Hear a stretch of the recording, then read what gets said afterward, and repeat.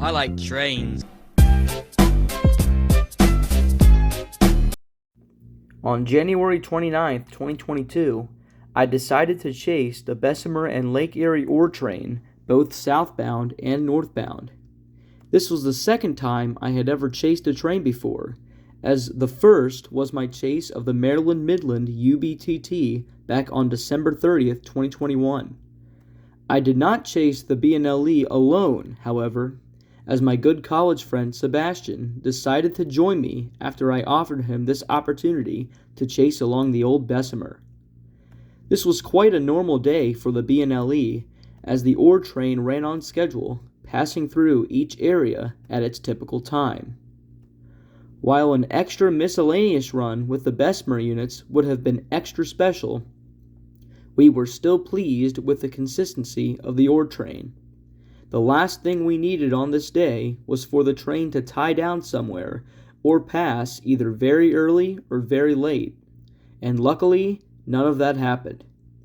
Anyways, we did not chase this train all the way from Conneaut, Ohio to North Bessemer, Pennsylvania, but we did at least chase it for 2/3 of its journey in Pennsylvania only. Our chase began just outside Saxonburg at the Deer Creek Road crossing.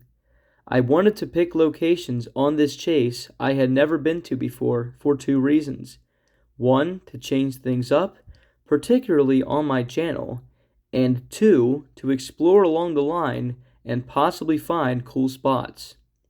Needless to say, I found several unique places during this catch that I now will consider going to in the future.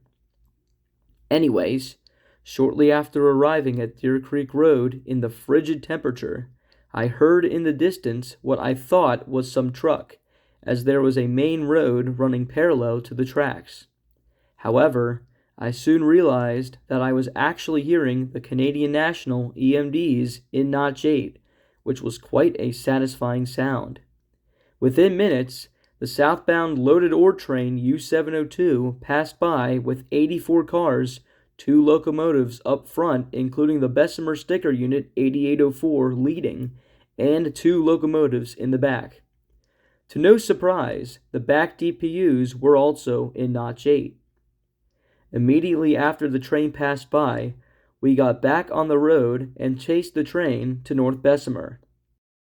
There was a crossing in town that we wanted to catch the northbound train at, but then we got the idea to possibly beat the southbound to that crossing to catch it. Shortly after getting onto the main road, I was shocked to spot the tail end of the southbound ore train in the distance. Eventually, I caught up to it, and to my complete surprise, the train was visible the entire time on our way to Bessemer. This motivated me to put the pedal to the metal and get ahead of U702 to attempt to beat it to Hulton Road. Fortunately, we did, as we lucked out when the train traveled extremely slow over the bridge in Harmer.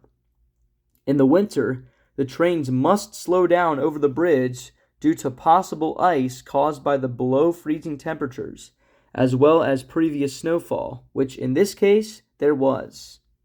Sometimes, the train stops prior to crossing the bridge as it has to wait for it to warm up to a more suitable temperature. Anyways, after parking at Hulton Road crossing, the ore train passed by within 5 minutes. We sure had excellent luck with traffic lights, as we had to pass many before making our way trackside. Immediately after the ore train passed us a second time, we headed back to the yard in North Bessemer to hopefully watch the locomotives switch around the train. Unfortunately, I did not get the greatest footage of the power passing us, but it was better than nothing.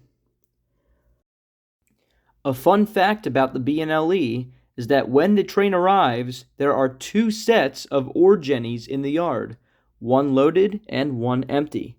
The empties that the train picks up were loaded the previous day, as it takes a day or less for every car to be completely unloaded.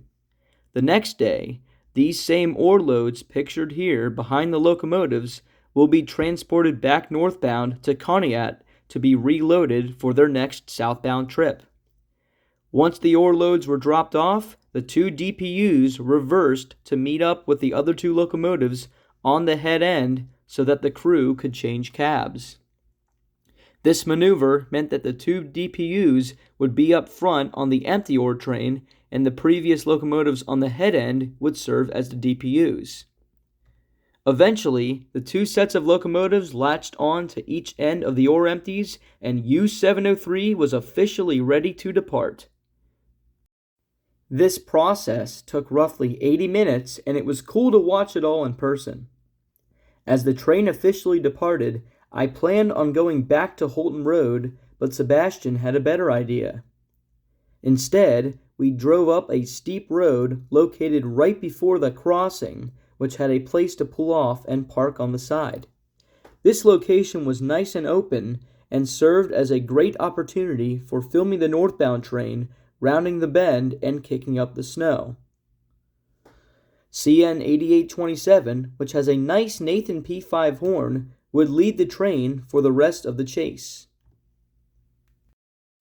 After U703 passed us in Bessemer, we had an hour drive ahead of us to our next location, Harmony Road in Forestville.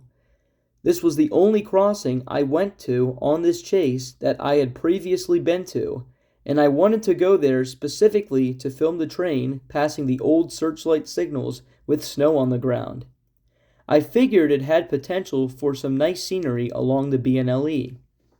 Typically, it takes roughly 100 minutes for the ore train to get from Bessemer to Forestville, and as mentioned previously, this train was right on schedule. Now, we again saw the tail end of this train between Bessemer and Saxonburg, and eventually got ahead of it before driving through Butler. We arrived at Harmony Road and had to painfully wait 20 minutes while standing in over a foot of snow. Again, this was all well worth it, so I have no excuses to make or any room to complain. Our last location on this chase was in Greenville, which was no easy drive to beat the train there. It was a 40-minute drive, and the train typically takes 45 to 50 minutes to get from Harmony Road to Greenville, so I had no time to waste. Spoiler alert, however, we did manage to beat the train. Anyways, in Greenville, the tracks actually split, creating both the high line and the low line. There are crossings and signals for both, but they are not always lit up like CP Carter at Harmony Road. They only activate when the train gets close. Sebastian, who had been to Greenville for the B&LE before, told me that the way to tell which track the train would be on is to check the signals. When going over the low line, we noticed that the signals were off, so we knew the train would pass on the high line instead. I was very glad that U703 took the high line because the road we went to, Donation Road, had a teardrop bell for the crossing, just like South Center Street in Grove City. However, Donation Road is arguably cooler because the bell continues to ring as the train passes and then keeps ringing until roughly a minute after the tail end crosses. This was quite a cool sight to see and hear as it capped off our successful 6-hour chase. This chase certainly went as planned as we managed to catch both U702 and U703 for a total of 6 locations. Now with this preview out of the way, I bring you the footage of my chase of the Bessemer and Lake Erie ore train, loaded and empty, featuring the 4 CN EMD SD70M-2s from Saxonburg to North Bessemer and then to Greenville. Sit back, relax, and enjoy this video, and have a great day, everyone.